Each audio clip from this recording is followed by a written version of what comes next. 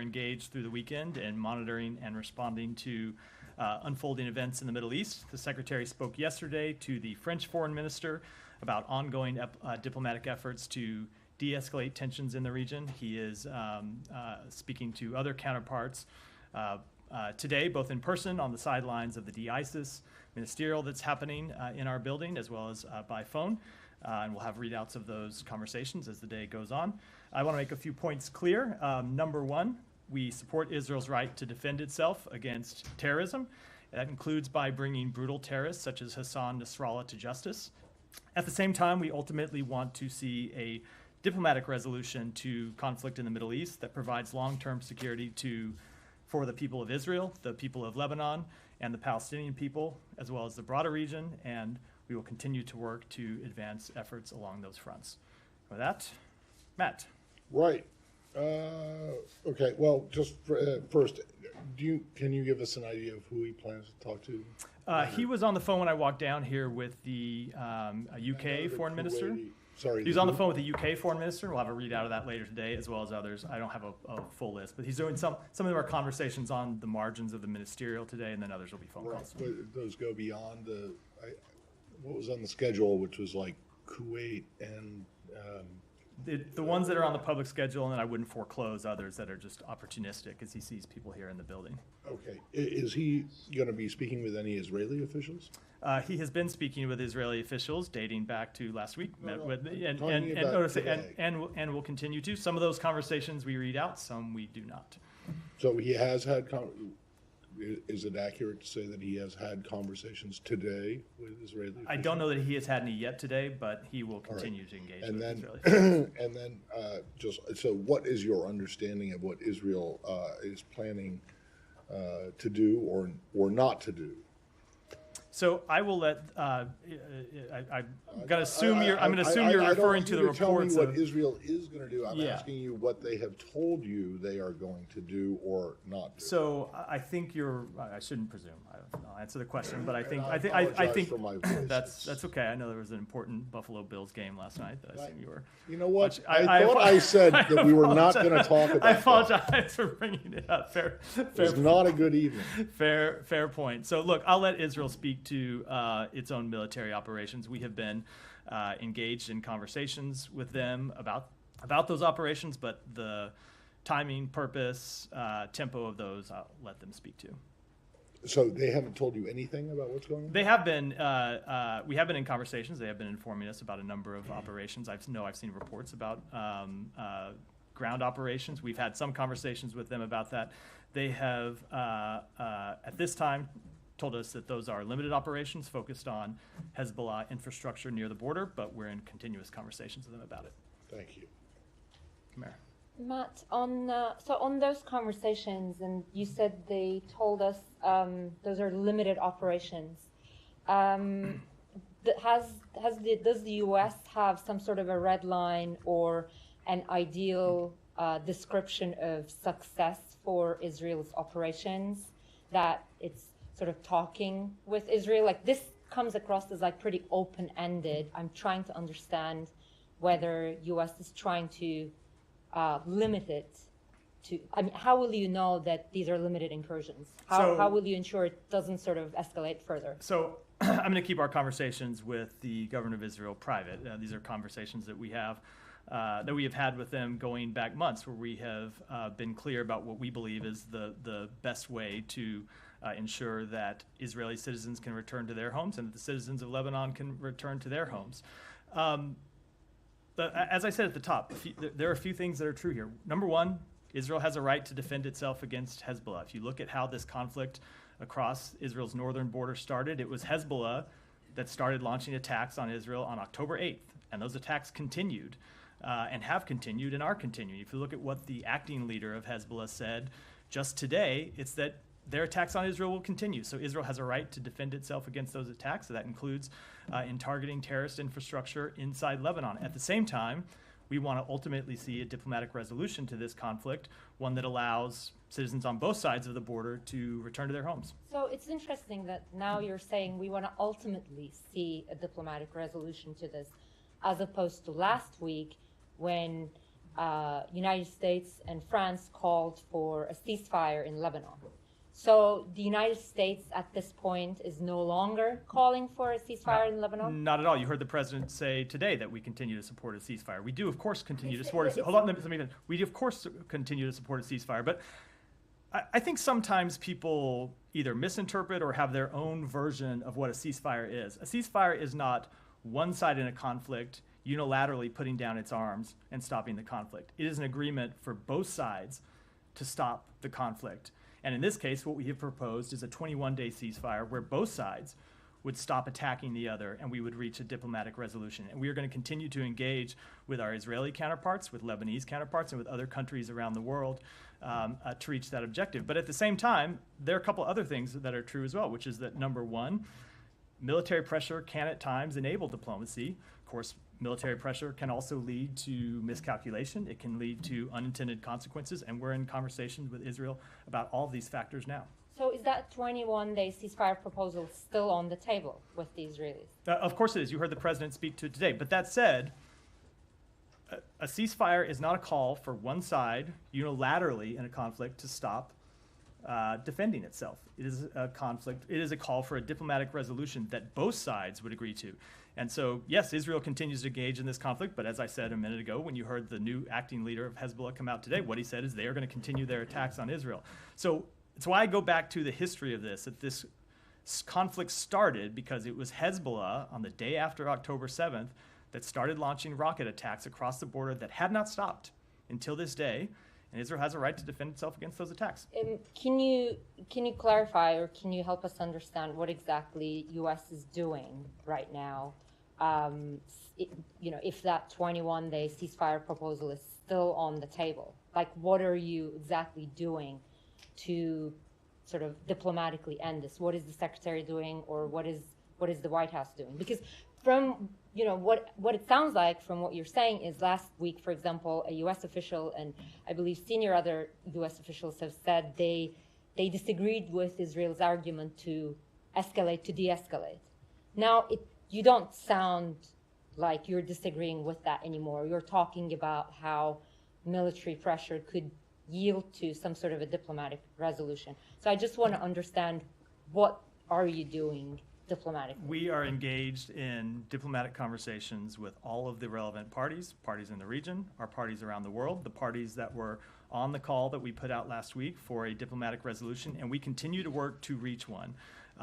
But if you look at the statement that we put out with the G7, with the EU, with a number of our important Arab partners last week, it was for a ceasefire, but it was also for a diplomatic resolution that called for the implementation of UN Security Council Resolution 1701.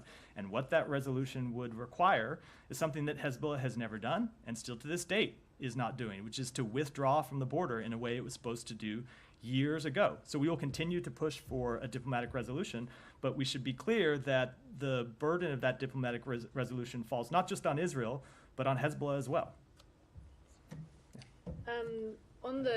On what comes after a diplomatic resolution for the current conflict, are you able to just give us a little bit more about the long-term strategy on what happens with Lebanon now, given that there is a bit of a power vacuum in the country? Is this something that the U.S. has longer-term planning for? Is this something that has caught the U.S. off guard in terms of having to work with allies to plan now for the future of Lebanon? Is there something you can give us in terms of understanding the U.S.'s role in this next step for Lebanon? So first of all, I'd say that there has actually been a power vacuum in Lebanon for some time. And there's been a power vacuum in Lebanon largely because Hezbollah has held a veto over the choosing of a new president. And Hezbollah has prevented the convening of the parliament to choose a new president. So it is a sad statement of reality that there has been a political vacuum that has prevented that country from moving forward with full political governance and an ability to implement UN Security Council 1701, as well as a number of economic reforms that we have called for and other partners have called for some time. So I would say, I think with respect to the events of the last few days, it is too early to see how those are going to shake out. Certainly, I think it is an unalloyed good for the people of Lebanon and the people of the broader region that Hassan Nasrallah is no longer walking the face of this earth. He is someone who, as I said, held Lebanon's political governance from moving forward. He is someone who has attacked the civilians of Lebanon over the years. He's someone who has attacked, obviously, civilians of Israel. He's attacked American citizens, and he's attacked civilians in Syria. So it is an unallied good for the region and the world that he is no longer with us. But where Lebanon will go from here, I think it is far too early to say. Obviously, we want to see the people of Lebanon able to choose their future and not be held hostage to a terrorist organization. And on the talks last week on the sidelines of at the UN General Assembly in New York, was there any? Would you describe it as a miscommunication between the Israelis and the US about a ceasefire being something that they would also want to work towards, or is that? So I don't think I want to characterize it.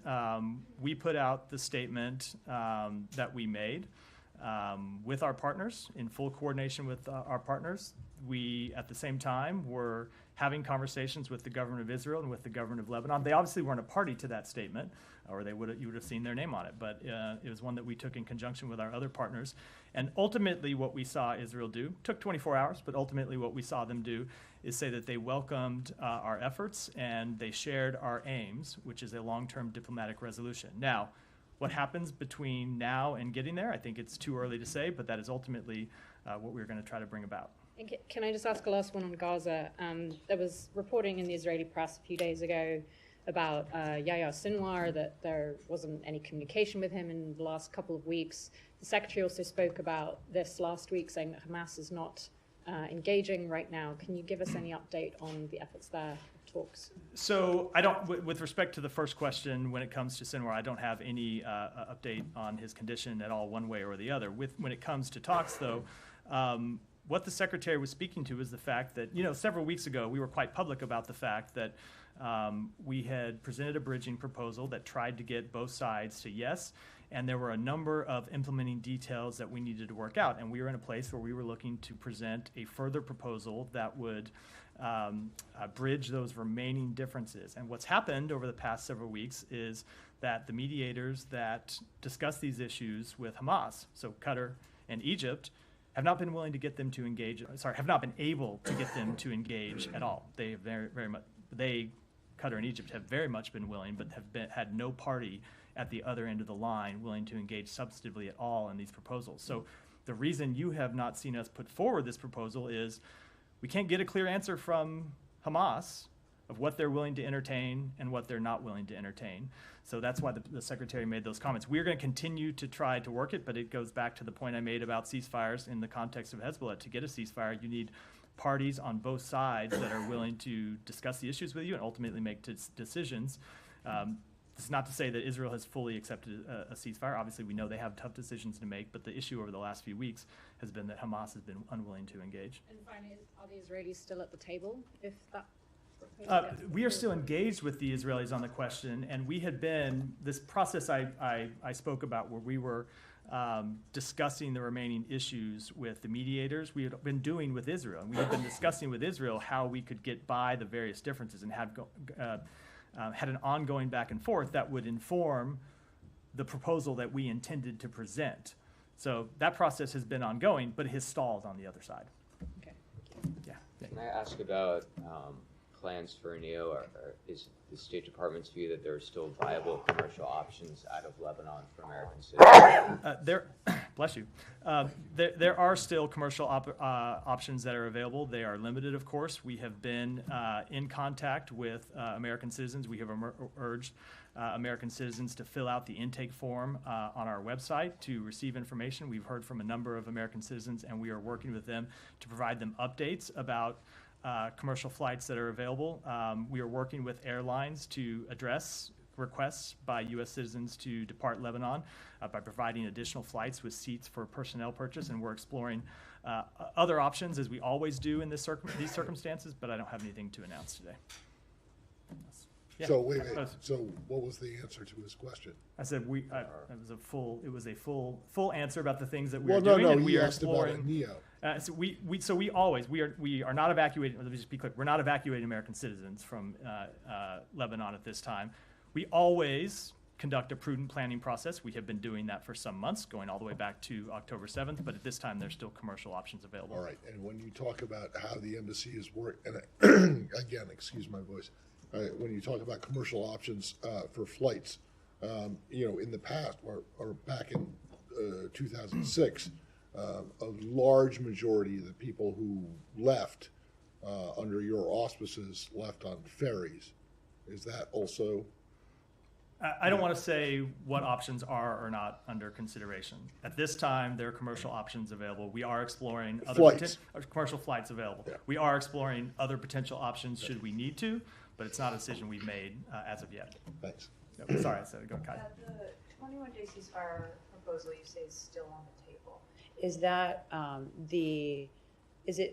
is that the focus of U.S. diplomatic efforts right now, or are you also pursuing other diplomatic solutions to what we're seeing between Hezbollah and Israel? It is the focus of our efforts, linked, of course, as we made clear when we made the proposal in the first place, to a broader diplomatic resolution. The idea of the ceasefire was not a ceasefire just for a ceasefire's sake. It was a ceasefire to give space to pursue a broader diplomatic resolution that would include Hezbollah pulling back from the border so Israeli citizens and Lebanese citizens would feel safe to return to their homes. And to be clear, you've still not received a direct Israeli response to that proposal, because Netanyahu first threw cold water on it, then his office put out a statement,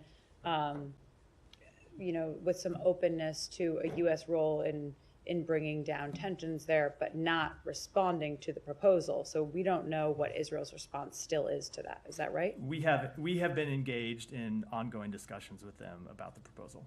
Okay.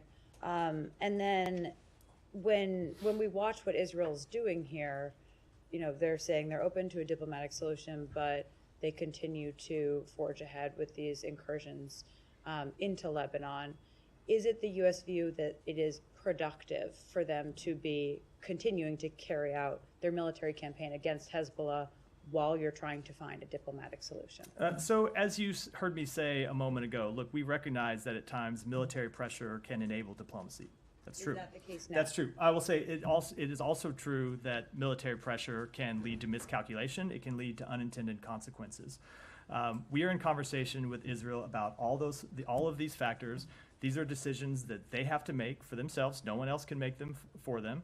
What we're going to continue to communicate to them is that while we support their right to defend themselves against terrorism, we support efforts to ensure that Israeli citizens can return to their homes. Ultimately, we believe a diplomatic resolution is the best way to accomplish that. And you won't say if the military pressure that they're applying now is productive or concerning and unproductive and could lead to a miscalculation? I'm not going to make an assessment, no. Hiba, go ahead. Matthias Naim Qassem went out and said today that they will not stop attacks. They will continue. But the Lebanese Prime Minister, he said, we are ready. After meeting the speaker, we are ready to implement the 1701. We are ready to send the army to the borders and elect a new president. I know there is a lot of things changing in Lebanon at this moment, but is there a room to avoid a military operation in Lebanon?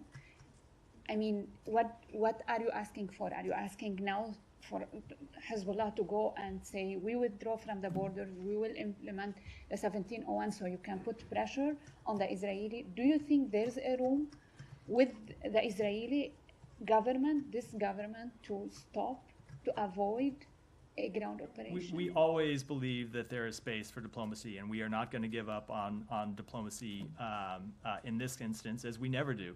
I will say we, of course, would welcome the full implementation of 1701. We would welcome the Lebanese armed forces helping to enforce 1701. We would welcome Hezbollah withdrawing from the border, as they said they would do when 1701 was passed, and of course never have done. So those are all steps that we would welcome. They would all be steps that would be important for de-escalating tensions and finding a diplomatic way out of this conflict. And so we'll engage with Lebanon to see that those steps are implemented, but ultimately those are things that we have heard promised before that ultimately haven't proven true. Certainly we would welcome them if they were in this case. Israeli. Why have you then been providing the Lebanese armed forces with hundreds of millions, if not billions of dollars, if they haven't been doing what you want them to? Look, we continue to work to try to increase stability inside Lebanon. We have not given up on 1701, but it's just a statement of fact that has never been fully You also implemented. haven't given up on the laugh either, right? No, we have not. Yeah, I'm sorry. Were you finished, Heba? So just to follow up on that question, if you're not giving up on the laugh, and the Israeli are targeting Hezbollah, but how they are targeting them also is questionable. But the thing is, regarding the infrastructure and the institutions in Lebanon, is there a kind of warning from the U.S. government that they should not target, for example, the airport, the port, the LAF? We absolutely do not want to see civilian infrastructure targeted. Terrorist infrastructure, Hezbollah targets, of course, are legitimate targets for the IDF, just as America and other countries would strike terrorist organizations that targeted them. But we do not want to see civilians targeted. We do not want to see civilian infrastructure targeted. And one more question. Yeah. The Israeli Prime Minister also said that he wants to change the face of the Middle East, and he was addressing the Iranian people. So what do you read in this speech? Because he made this speech before also his operations in Lebanon.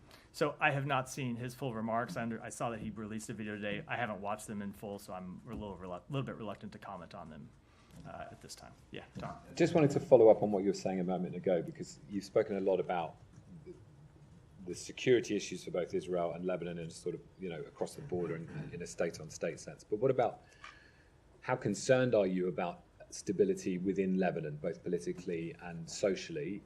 We know that this is a country with a very fragile sectarian makeup. We've now had a huge shock to that, given what the Israelis have done over the last week or two, and which compounds a series of very significant shocks for that country over the last years, from a financial crisis to the Beirut port explosion and so on. So what's your assessment on what all this does to Lebanon internally? I think it is too early to say. And I'll go back to the answer that I gave. I don't remember whose question it was. The concern over Lebanon's stability is not something that just started last week, right? You look at the incidents that you spoke to. You look at the fact that Hezbollah has prevented the appointment of a president for, I think it's around 2 years now. We have been greatly concerned about the stability of Lebanon. In terms of what the events of the past week mean, I think it is far too early to say, but the exit of Hassan Nasrallah from the stage, we believe is an unalloyed good for the country and the region. It is just a fact when you have a brutal terrorist with that much civilian blood on his hands no longer operating. That is a good outcome. And to follow up on the points about, you were asked a lot about your demands, or your calls rather, for a ceasefire last week.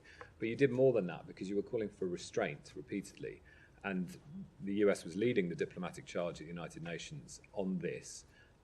What we have definitely not seen is restraint. And you talked about a ceasefire involving two sides, but on this we have seen a very sharp escalation by the Israelis. So as your call for restraint has failed.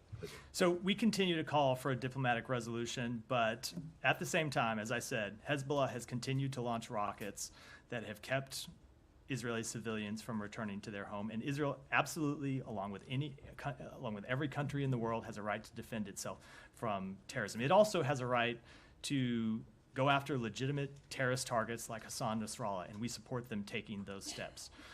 Just as we have brought terrorists who targeted American citizens to justice over time. But that said, we long-term want to see a diplomatic resolution. That's what we're continuing to pursue. But it's just all those things were true. We've seen the Hezbollah rocket fire for many, many months. What we've had in the last week or two is the killing of more than 1,000 people, according to Lebanese officials, in these Israeli strikes. More than 1 million people displaced, according to the United Nations. That's a huge, game-changing escalation. And last week you were calling for restraint. So I'm just sort of asking the question about whether or not you think you got restraint Well, or your calls were heeded. let me just take a few things specifically when it comes to the death of Hassan Nasrallah, which is, I think, the event that most people have referred to as the most escalatory. We support bringing him to justice. We think that ultimately is something that's good. We think that's ultimately something that's good for the country. Now, yes, of course, we do not want to see any civilian harmed in that attack or in any other, but we support them bringing terrorists to justice. We support attacks on Hezbollah. But as I said at the beginning, this kind of activity can both enable diplomacy, and it can also lead to miscalculation. It can lead to unintended consequences. And so we're going to continue to engage to try to de-escalate tensions to the best of our ability, ensure that it doesn't lead to miscalculation and unintended consequences. But ultimately, Israel's a sovereign country that is going to make these decisions for itself. And just to, on that point about displacement, I mean, I mentioned the UN saying more than 1 million people in Lebanon. I mean, many have had to flee across the border into Syria. Are you happy, or I'll rephrase the question, given the way in which much of this was done, involving, warnings delivered by mobile phone from the Israelis for people to leave their homes in the middle of the night, for example, is this process in compliance with international humanitarian law and the way it's been done? So it's not the kind of assessment I can offer from here. Obviously, to ever reach any of that type of assessment, it's something that officials have to do here, looking at the full facts, and not something I can offer a quick reaction immediately after the events transpire. Yeah. Go ahead. Yeah. Are you how worried is this department about the humanitarian impact of 1 million people leaving Lebanon at this time? Of course, we're worried about the humanitarian impact. We're worried about how that can be destabilizing, as we've seen before during refugee crises. And we are engaged with partners in the region. We'll continue to be engaged to try to find the best way to deliver humanitarian assistance to those people. But ultimately, the best thing that we can do and that other countries in the world can do is find a diplomatic resolution that allows those people to return to their homes. These obviously are not the first people that have had to flee their homes as a result of this conflict. You've had somewhere around 60, 70,000 Israeli families. I think I've seen estimates somewhere around 40,000, I should say Israelis, not Israeli families, somewhere around 40 or 50,000 Lebanese who've had to flee from their homes. So this is unfortunately a problem we've seen since the outset of this conflict, which is why the ultimate way to bring all of those people home is to reach a diplomatic resolution. And is there any near-term prospect of getting them the things that they need as they're fleeing and leaving their homes? It's something that we're working on with humanitarian organizations. Obviously, we're in the early days of this humanitarian situation, but we are in contact with our partners in the region and humanitarian organizations at the UN and elsewhere about how to best provide humanitarian assistance to those people. And are you worried about pulling resources from those who have been displaced in Gaza as a result of this mounting humanitarian problem? So that would always be a concern, but what we would always in this type of situation, as happens whenever there is a humanitarian crisis anywhere in the world that you don't, anywhere in the world, is we'll look to identify, if necessary, new sources of funding to provide humanitarian assistance to people who need it. Thanks. Yeah. You said that Israel has indicated that the ground operations are limited at this time. That doesn't preclude a ground invasion. And there are experts inside and outside the U.S. government that say Israel appears poised for a ground invasion. Is that not what you see? So I'm just going to speak to what our understanding is of their operations at this time. I'm not going to speak to what steps they may or may not take in the future. They'll have to speak for themselves. And if I could follow up on what you were talking about earlier, Netanyahu is actually expanding the war. So despite U.S. calls for diplomacy, as you mentioned earlier, ceasefire, he's expanding it not just into Lebanon, but also into Yemen. Is it safe to say that he's simply ignoring U.S. concerns? So let me take a little issue with the way you frame the question. Israel did not attack Hezbollah first. Israel did not attack the Houthis first. In both cases, those were responses by the government of Israel to attacks from terrorist organizations. So they struck Hezbollah after taking months and months of rocket fire and last week missile fire, drone fire from Hezbollah. When it comes to the Houthis, they have been on the receiving end of attacks, including in recent days from the Houthis that they were responding to. So they, like every country in the world, have a right to defend themselves from terrorism. Now, the way they do it matters, ensuring that they do so in a way that doesn't, that avoids miscalculation and doesn't needlessly increase tensions. That is the type of thing we will continue to be in conversation with them about. But I think we ought to just be clear about the facts of what happened. Sure, but I mean, you have mentioned that the U.S. has counseled restraint. I mean, have you seen any restraint? So I'm going to just go back to what I have spoken to, which is we want to see a diplomatic resolution. But when it comes to restraint, we also support Israel's right to defend itself against terrorism. If the United States was on the receiving end of a terrorist organization launching rockets at us, we would defend ourselves against that terrorist organization. If that was Hezbollah, if that was the Houthis, if that was Hamas, I can guarantee you those are steps that we would take. Those are steps that just about any country in the world would take. Now, the way they do it matters. The fact that they need to be smart and strategic matters, and we're going to continue to talk with them about how best to accomplish those goals, but they absolutely have the right to defend themselves against ongoing attacks from terrorism. Understood. One bit of clarification here. Are the Houthis currently a designated FTO? They are not a designated FTO, but they, isn't one of the first things this administration did when it came into office to remove the Houthis if from you the recall, FTO we have list? designated them under another Yes, designation I know, that But continue under this other designation to refer to them and treat them as a terrorist organization. All right, I just Yeah. want to Yeah, make just- the point that yeah. they are not an FTO at the moment. Sorry. One follow-up on Lebanon, and I will have one more question on the region. You said Israelis told you that this is a limited operation. Can you elaborate more on that? Like, how do you define a limited operation, and how do you define a major operation? So I am. This is not a U.S. definition. This is what they have informed us that they are currently conducting, which are limited operations targeting Hezbollah infrastructure near the border. I will let them speak for themselves about what the operations actually are. And These are limited ground operations. That is our understanding. But again, they should speak to that, not us. Yeah. And today marks the 4th week since the killing of Turkish-American activist Aysenur Eygi by Israeli forces in the West Bank. Do you have any updates on the investigation? So we were engaged in recent days with the government of Israel about exactly this question, and we're informed that the full criminal investigation is still ongoing. And have they given you any timeline? I'm not aware of any timeline. It's possible they've given it to other officials, but I'm not aware of one, no. One more on this. 103 U.S. Congress members have sent a letter to Secretary Blinken and President Biden and the Justice Department calling for an independent investigation into the killing of Aysenur. Can you confirm if you received this letter, and do you have any response to them? So I'm sure we have received the letter. I'm not aware of it, but I'm sure we have, and we will respond to them in due time through our normal process, as we always do. But when it comes to whether there needs to be a subsequent investigation, we've made clear we want to see the full criminal investigation play out first before we make any other decisions.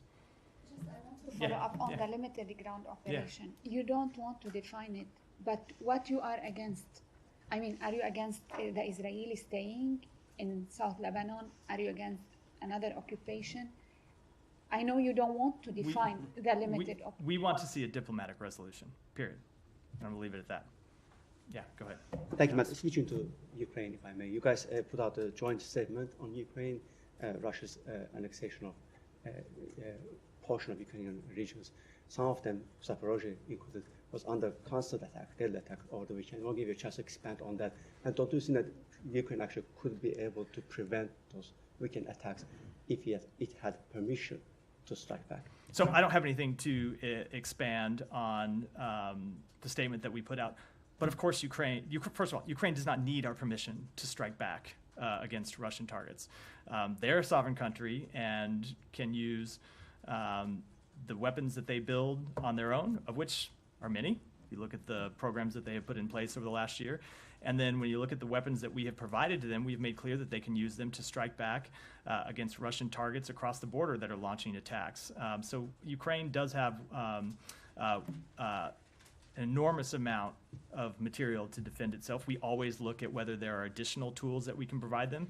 If you notice the announcement that the president made on Thursday, we are providing them an additional $8 billion in security assistance, and we will continue to support them. If you're okay with Ukraine's striking back, then why not letting them strike back with your weapons? So, Alex, first of all, I'm just going to say again that you and I have had this conversation before about other weapon systems that, or tactics that you presented to me as the one magic capability that would change the face of the conflict. And I think I have always made clear that that is not how we see it, that we look at all of the capabilities and all the tactics and all the support that we provide Ukraine in totality, and look at how, when we approve any new weapon system or any new tactic, we look at how it's going to affect the entire battlefield and Ukraine's entire strategy, and that's what we'll continue to do. Again, following last week's, just a follow-up.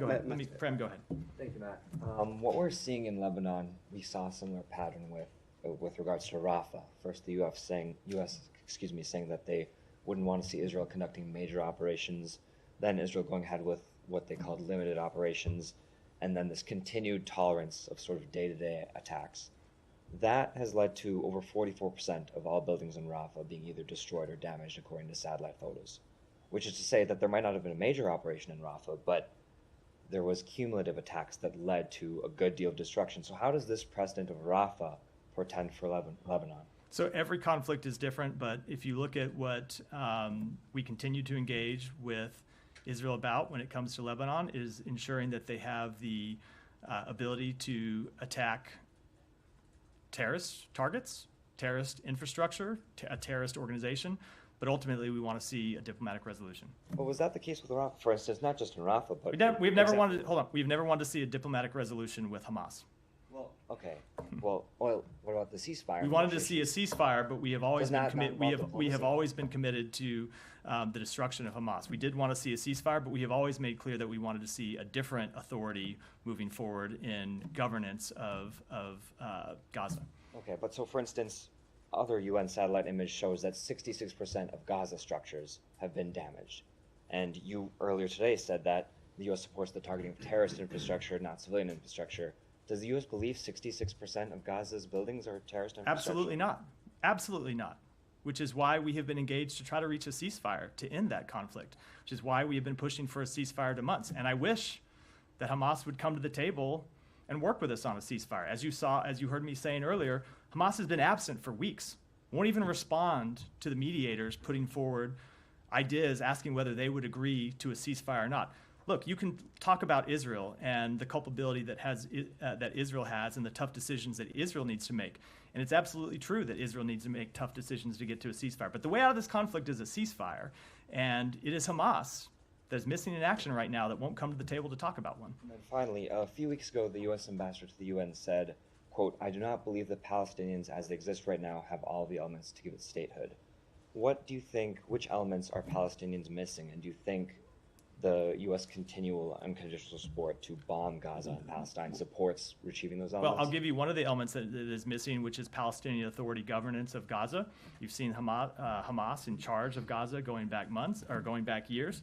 We have tried to reach, or we have put forward ideas for Palestinian Authority governance of Gaza and ultimately a unified Gaza and the West Bank. That's something that would be a prerequisite to a state. That's something that's obviously not happening right now, but something that we'll continue to push for. And then one final thing, I'm sorry. Yeah. Thank you. One more. I'm sorry. Last week, the Israeli Minister of Education, Yoav Kish, said that Lebanon will be annihilated and there is, quote, no difference between Lebanon and Hezbollah. What's your response to a person tasked with educating Israelis saying such a thing? Well, obviously that statement is not true, and those comments are completely inappropriate. So you said the Palestinian Authority, one of the defects or shortcomings is that the PA doesn't have control over Gaza. Do you think that the PA has effective governing control over the West Bank? It has effective governing control over parts of the West Bank, certainly not all of it. Some of it? Yeah, some of it. Which parts? The parts that it is in control of, and then there are other parts where Israeli maintains security control. So it certainly does with parts of the West Bank. Thank you. I want to follow up regarding the civilian casualties in Lebanon. During the past week, Israel targeted many residential buildings in heavy airstrikes. In one of them, 33 people were killed in Bekaa. Israel always is claiming that there are Hezbollah members there. How is the U.S. not condemning or finding it normal that a whole building can be targeted only for one person, even if kids are being torn to pieces? And sometimes we don't see a Hezbollah member in that building after it was hit by an airstrike. So we don't want to see a single civilian casualty in Lebanon. Yeah, we are seeing them as we see them in other conflicts, and it is a tragedy, and it is why we are trying to pursue a diplomatic resolution to this conflict. This conflict never would have started. Again, if we want to talk about culpability, if Hezbollah on October 8th hadn't started attacking Israel. I know, but it's important to understand why Israel is defending itself against these attacks. It's because Hezbollah started a war, started a conflict with Israel on October 8th. Had nothing to do with Gaza. Nothing at all to do with Gaza. They started the conflict, and Israel has a right to defend itself against that terrorism. Now, that doesn't mean that every civilian death isn't a tragedy. Of course it is, and Israel needs to do everything possible to minimize civilian casualties. But the reason why this conflict, just before you interrupt, just let me finish. The reason why this conflict is happening in the first place is because for 12 months, Hezbollah has been attacking Israel. 12 months, and has been unwilling to cease those attacks. And that's why Israel's defending itself. Yeah, but they are not doing a better job. We saw it in Gaza, and we're seeing it again in Lebanon. There's always a lot of civilian casualties. There are always kids that are being targeted, aid workers being targeted. So they're not doing their best job. They absolutely need to do more to minimize civilian casualties.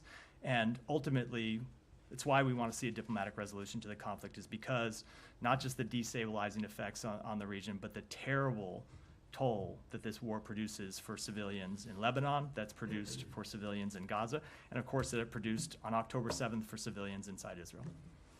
Yeah, go ahead. Thank you very much, Matt. In Pakistan, this donut shop has become very popular by the name of Krusty's because its employee had called the Chief Justice of the Supreme Court of Pakistan that shame on you.